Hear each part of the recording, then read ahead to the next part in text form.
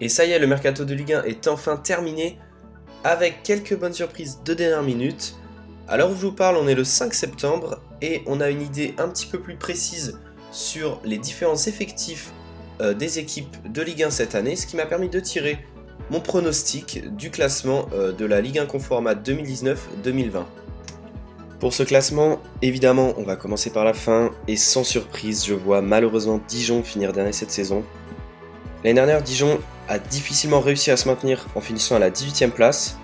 Cependant, depuis, on a des joueurs importants qui ont quitté le club, à l'image de Wesley Saïd à Toulouse, Naïm Sliti en Arabie Saoudite. Après, moi je trouve que leur fin de mercato n'est pas inintéressante. On a eu l'arrivée de jeunes joueurs plus ou moins prometteurs, Matheus Pereira et Mabdidi en prêt depuis la Juve. Également le retour en Ligue 1 de Mendy Lamza, un joueur que l'on a connu à Lille. Cependant, les anciens, Balmont, Amalfitano, ça commence à être dépassé au milieu, à donner des signes de fatigue, tandis que d'autres, comme Benjamin Janot, ont déjà quitté le club. Bref, l'effectif est bien maigre et quelques blessures viennent encore l'amoindrir. Pour moi, ça sent la fin d'un cycle pour Dijon en Ligue 1.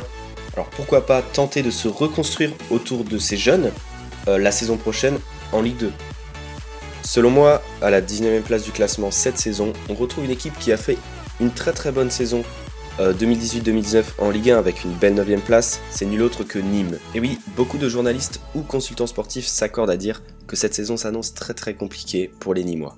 Beaucoup de joueurs importants de la saison passée sont partis, notamment Jordan Ferry, Rachid Aloui, Sada Thioub à Angers, Umut Bozok à Lorient, Teji Savanier à Montpellier, Denis Bouanga à Saint-Etienne, bref, ça fait beaucoup puisque cela représente presque 50% du 11 majeur de l'an passé, du 11 qui les a fait briller. Alors, bien sûr, on a eu quelques arrivées, notamment des habitués de la Ligue 1, Lucado, Romain Philippotto ou encore Pablo Martinez, mais l'effectif reste très maigre, notamment dans le secteur défensif, où la situation me semble vraiment alarmante. Et à la 18e place, on retrouve un autre effectif où la défense est vraiment problématique, c'est Brest, le promu. Alors, leur mercato a été plutôt discret, globalement on a réussi à conserver les cadres, avec l'achat définitif d'Ibrahim Diallo, après son prêt la saison passée. Évidemment l'incontournable Gaëtan Charbonnier et ses 27 buts en Ligue 2 l'année précédente, meilleur buteur. On a également l'arrivée en prêt de Samuel Grandsir qui viendra étoffer l'effectif. Or défensivement on a quand même beaucoup de faiblesses, c'est courageux dans les duels mais c'est très maladroit dans les relances, avec notamment Romain Perrault qui m'effraie le plus dans cette ligne défensive, à voir si ce dernier saura s'habituer au rythme compliqué de l'élite. Et à la 17e place, on retrouve le FC Metz, promu et champion de Ligue 2 la saison précédente. Pour ma part, je trouve que le mercato du FC Metz a été vraiment bien mené, en conservant la base solide de l'effectif de la saison passée, notamment la ligne offensive qui les a fait briller, Ibrahim Agnan, Openguet et le second meilleur buteur de Ligue 2, Habib Diallo. En plus de ça, l'effectif s'est également étoffé avec l'arrivée dans la défense de Fabien Santonze en provenance de Lens, ainsi que de nombreux jeunes, Kevin Endoram de Monaco, Digbo Maïga de Saint-Etienne ou encore Thierry Ambroise de Manchester City. Le président l'a annoncé, cette année Metz va miser sur la jeunesse pour ne pas refaire l'erreur de la relégation de 2017 où à l'inverse l'effectif était majoritairement composé de joueurs de plus de 30 ans. Alors ça va pas être simple dans un championnat où l'expérience est quand même importante, mais je les vois quand même se maintenir cette année. Et à la 16e place, c'est la chute au classement pour Reims. Après une très belle saison 2018-2019 qui s'est soldée sur une jolie 8e place, je vois Reims avoir beaucoup de mal cette année. Edouard Mendy a rejoint Rennes, Bjorn Angels va à Aston Villa et Pablo Charavia à Majorque. On remarque qu'un cadre par ligne a quitté le club. C'est beaucoup et l'effectif est léger. Les blessures le diminuent encore un petit peu et pour moi ça sent une saison vraiment compliquée.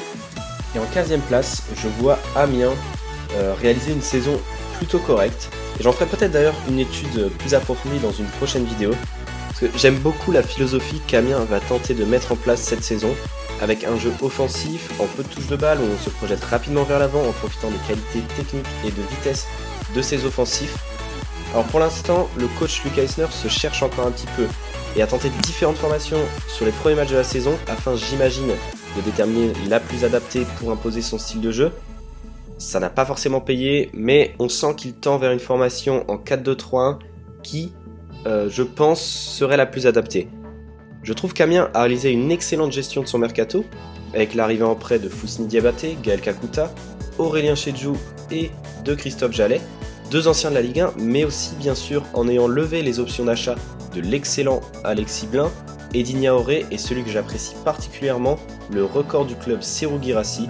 Selon moi, Amiens a tous les ingrédients pour réussir sa saison, en liant à la fois l'expérience d'un Christophe Jallet par exemple, avec la jeunesse de joueurs comme Blin Guirassy, et des jeunes très prometteurs en sortie de banc tels que Zungu, une pépite dont je parlerai probablement également dans une prochaine vidéo.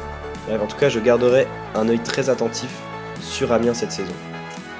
Et à la 14e place, je vois bien Toulouse réaliser une bien meilleure saison que les années précédentes et se sortir un peu de ce cercle noir, puisque pour rappel, ils oscillaient entre la 16e et la 18e place depuis peut-être 3 saisons. Et tout simplement, je trouve que le mercato de Toulouse a été assez intéressant, avec l'arrivée de William Vainqueur, qui sera un joueur forcément très utile au milieu, assez complémentaire en profil avec Ibrahim Sangaré. Défensivement, c'est mon petit bémol, parce que rien n'a vraiment été fait pour pallier au départ de Christopher Julien. Cependant, l'objectif du club semble vraiment être de miser sur la jeunesse, une jeunesse assez prometteuse par ailleurs, mais voilà, je ne serais pas étonné de voir certains défenseurs tourner et des jeunes se voir proposer leur chance en Ligue 1 assez rapidement. Offensivement, malgré le départ de Moubandje et Durmaz, on a su conserver Max-Alain Gradel, très important, qui peut à lui seul faire basculer l'issue d'un match, et c'est surtout par ses recrues que je trouve que l'équipe devient attirante et séduisante. On a enfin de la concurrence au poste d'attaquant à Toulouse avec Leia Iseka qui réalise pour l'instant un bon début de championnat, auquel s'ajoutent les 2 nouvelles recrues, Wesley Saïd et le grec Koulouris. Alors va-t-on enfin retrouver le fameux profil de l'attaquant toulousain capable de marquer une quinzaine de buts par saison dans la lignée de Gignac et de Ben Yedder?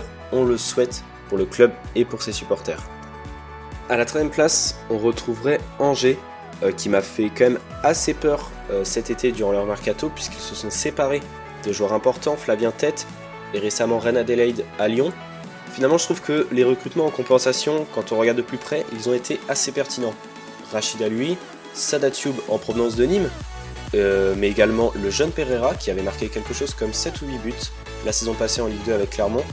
Tout ça, ça permettra de créer une espèce de concurrence avec Stéphane Bauken au poste d'avant-centre. Ça pourrait peut-être leur permettre de se tirer mutuellement vers le haut, à voir ce que ça donne en réalité. Idem à la 12e place, où on retrouve une équipe qui m'a fait très peur cet été, c'est le FC Nantes, pour lesquels je pressens une saison assez correcte sans être vraiment mirobolante.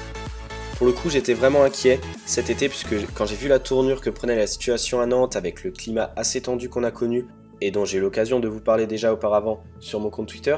Cependant, l'arrivée de Christian Gourcuff a un petit peu calmé la situation, et malgré le départ de Diego Carlos, le retour de prêt à Monaco de Bocchiglia et surtout la vente du capitaine Valentin Rongier à l'OM, les arrivées, assez étonnantes d'ailleurs, d'Alban Lafont et celles de Marcus Coco m'ont un peu rassuré et ont également, j'imagine, rassuré les supporters. Je trouve que la défense nantaise, elle reste assez solide. Palois fait le boulot, j'apprécie plutôt bien la contribution défensive ainsi qu'offensive de l'infatigable Fabio sur son côté droit. Mon seul bémol et ma seule frayeur, c'est en cas de blessure de Khalifa Koulibaly. Nantes n'a aucune solution de secours au poste d'avant-centre. De plus, s'ils se mettent à enchaîner quelques mauvais matchs, la situation peut assez vite rebasculer. Bref, c'est une affaire à suivre dans les prochaines semaines qui s'annonce assez intéressante. Et c'est le club de Bordeaux que je pense voir à la 11e place cette année. On a eu quelques départs du côté de Bordeaux, notamment Jules Koundé au FC Séville, un joueur très prometteur. Mais je trouve que les recrutements ont été assez intelligemment réfléchis cette année. Laurent Koscielny qui vient rejoindre les rangs en défense, énorme plus pour pallier aux problèmes défensifs criants qu'on a pu observer la saison précédente. On a également le prêt de Youssef Aït Benasser, un joueur que je trouve extrêmement solide et intéressant, qui va apporter sa technique et sa vision de jeu à un effectif qui manquait justement d'un maître à jouer. Bref, une nouvelle saison de transition pour Bordeaux, dans l'espoir que les investisseurs américains se décident à débourser lors du mercato d'hiver et en préparation de la saison prochaine. On rentre maintenant dans le top 10 et je vois bien Strasbourg décrocher une bonne 10e place dans ce championnat. Je suis toujours surpris par la gestion du club de Strasbourg, qui est vraiment carré, la ferveur des supporters elle est géniale, c'est réellement un club que j'apprécie voir jouer et voir gagner. De plus, je trouve que leur effectif est relativement solide. Malheureusement, quelques joueurs importants ont quitté le navire cette année, à l'image de Jonas Martin, Samuel Grandsir ou encore Anthony Gonçalves. En revanche, Lamine Koné a été définitivement acheté et Alexander Djikou vient gonfler les rangs de cette fameuse défense à 5. Bref, l'âme de l'équipe de l'année dernière est toujours présente, représentée à chaque ligne par Lala, Thomasson ou Nuno da Costa. pour moi c'est une saison encore satisfaisante à venir pour Strasbourg. Et on retrouve à la 9ème place une équipe qui, pour moi, a sensiblement les mêmes stratégies de recrutement que Bordeaux, c'est Saint-Étienne. En effet, le club mise à la fois sur les cadres ou anciens cadres de Ligue 1, mais également sur la jeunesse. Donc on retrouve Yohan Cabaye, Mathieu Debuchy pour fédérer et partager leur expérience aux plus jeunes. Alors malgré le départ de Rémi Cabella, les recrutements me semblent assez corrects, avec le prêt de William Saliba, qui appartenait auparavant à la SSE, puis qui a été vendu à Arsenal mais reprêté à nouveau à Saint-Étienne. Le transfert de Riyad Boulbouz, d'Alpha Sissoko ou encore de Denis Bouanga. Bref, l'équipe me paraît assez équilibrée, vraiment complète, très étoffée surtout avec des doublures correctes à chacun des postes. À voir ce que donne l'association Mvila Cabaye au milieu et comment y inclure les récentes recrues, mais je pense quand même que la saison de la SSE s'annonce assez sympathique cette année.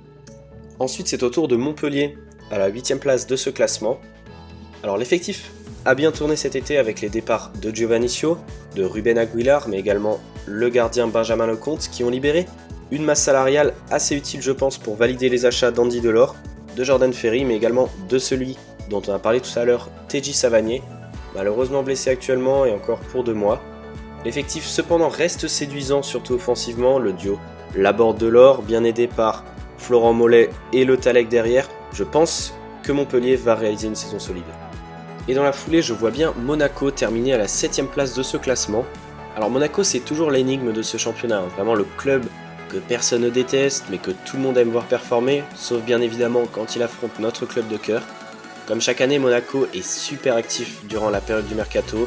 Cette saison, je trouve que le recrutement a été dans la lignée de ce que l'on a pu voir dans les années passées et qui a bien réussi, c'est-à-dire des jeunes joueurs prêtés, Aïd Benasser dont on a parlé à Bordeaux tout à l'heure par exemple, le retour de joueurs importants, Bakayoko, l'arrivée de Gelson Martins, un jeune joueur extrêmement talentueux, celle également de Jean-Kévin Augustin ou de Wissam Ben Yedder, notre international français, le retour de prêt de Gabriel Bochilia qui va également donner des solutions à Leonardo Jardim. L'effectif est aussi mené par des joueurs expérimentés à l'image de Fabregas, mais malheureusement je mets un bémol sur la défense. On a perdu Sidibé à Everton, mais on n'a pas eu de recrue défensive vraiment rassurante. Et au contraire, je trouve que la charnière Glick-Jemerson est vieillissante et pour le coup, de moins en moins rassurante. Et au pied du top 5, on commence à rentrer dans les débats intéressants. On retrouve l'OGC Nice qui a récemment été racheté par l'homme le plus riche des Royaumes-Unis, un milliardaire passionné de football qui voudrait faire de Nice un sérieux concurrent au PSG. Toujours est-il qu'à l'heure actuelle, Nice a vendu Alan Saint-Maximin à Newcastle et a réalisé par la suite un mercato express avec des recrues extrêmement intéressantes mais également prometteuses. Casper Dolberg, un buteur de 21 ans dont je vais parler dans une prochaine vidéo, qui me semble être un joueur intéressant. Alexis Claude Maurice, un milieu de 21 ans. Adam Ounas, l'international algérien de 22 ans. Et surtout l'excellent Stanley Nsoki, qui aura l'occasion de démontrer tout son talent en Ligue 1 cette année. Des recrues supplémentaires viendront probablement rejoindre les rangs des Aiglons au mercato d'hiver. Toujours est-il que l'effectif actuel est franchement plaisant à voir, avec des cadres qui sont restés tels que Youssef Attal, Malang Sarr, William Cyprien, Danilo et toutes les recrues qu'on a citées. Défensivement, Patrick Vieira manque malheureusement de joker en cas de blessure, ce qui peut rapidement devenir problématique pour le club, au vu de leurs prétentions, mais je pense que la saison va être vraiment sympa. Et on rentre dans le top 5 avec à la 5ème place l'ancien dauphin du PSG la saison passée, à savoir le LOSC. Alors je vois difficilement Lille réitérer son exploit ni même se placer sur le podium, tout simplement car certains incontournables ont quitté le club. Forcément je pense à Nicolas Pepe qui est parti à Arsenal, Raphaël Leao au Milan, ou encore l'excellent Thiago Mendes à Lyon. Cependant Benjamin André rejoint les rangs du LOSC en provenance de Rennes, Renato Sanchez quitte le Bayern pour venir étoffer et solidifier le milieu. Deux jeunes joueurs très prometteurs dont j'aurai l'occasion de vous parler et également dans une prochaine vidéo ont rejoint le LOSC cet été. Je parle de Thiago Diallo depuis le Milan et surtout Victor Osimhen, déjà meilleur buteur de Ligue 1. Bref, Christophe Galtier a toutes les cartes en main pour faire une excellente saison avec le LOSC, à condition bien sûr que les cadres Mike Maignan, José Fonte ou encore Jonathan Bamba performent cette année et que les jeunes pépites soient également bien utilisés et bien intégrés à l'effectif. Et à la 4ème place, j'ai décidé de mettre Lyon. Je pense que tout supporter de Lyon doit être relativement heureux de ce que le club essaye de mettre en place actuellement avec un retour de Juninho, de Silvinho et une tactique complètement revue.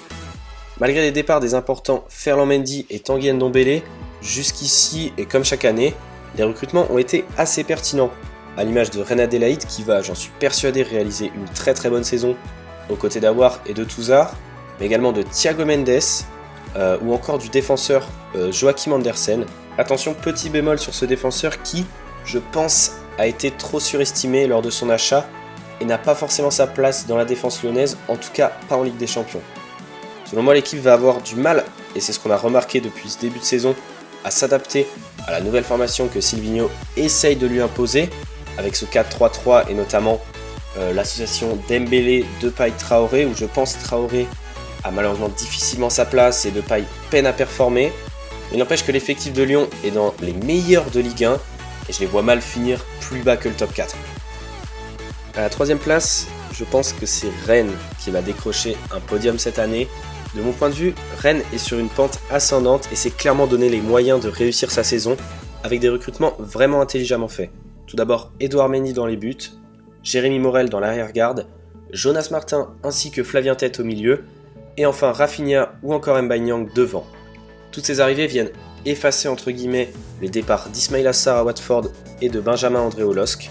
On a su conserver les excellents Clément Grenier, Benjamin Bourigeaud, et on a également une superbe pépite que Julien Stéphan est en train de nous faire exploser en la personne de Kamavinga au milieu, joueur qu'il faudra suivre de très très près cette saison.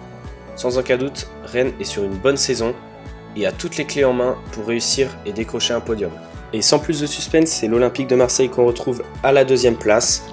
Alors l'OM cette année a un effectif plutôt intéressant, peut-être le meilleur depuis quelques années d'ailleurs, avec l'arrivée enfin de ce grand attaquant en la personne de Pipa Benedetto, qui permettra également, je pense, en association avec Valère Germain, de lui permettre de faire une saison un peu plus intéressante, en tout cas on l'espère pour lui.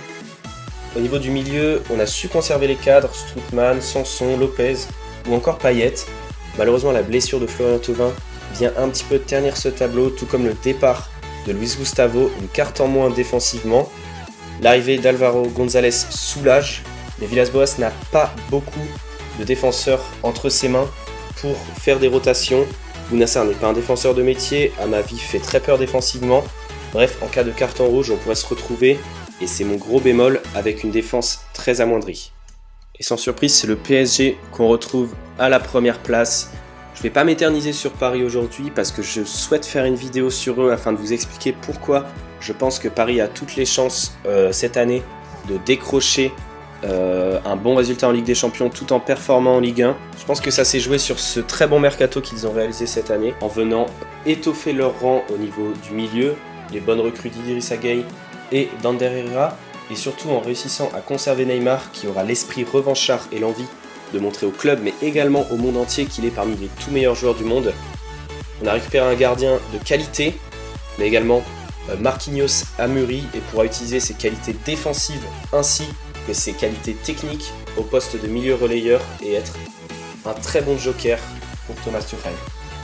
Bref, pour toutes ces raisons, je pense que Paris, et j'en suis persuadé même, va finir premier de la Ligue 1. C'est pas une surprise, mais je pense également qu'ils vont très très bien performer cette année en Ligue des Champions. Voilà, ce classement est désormais terminé.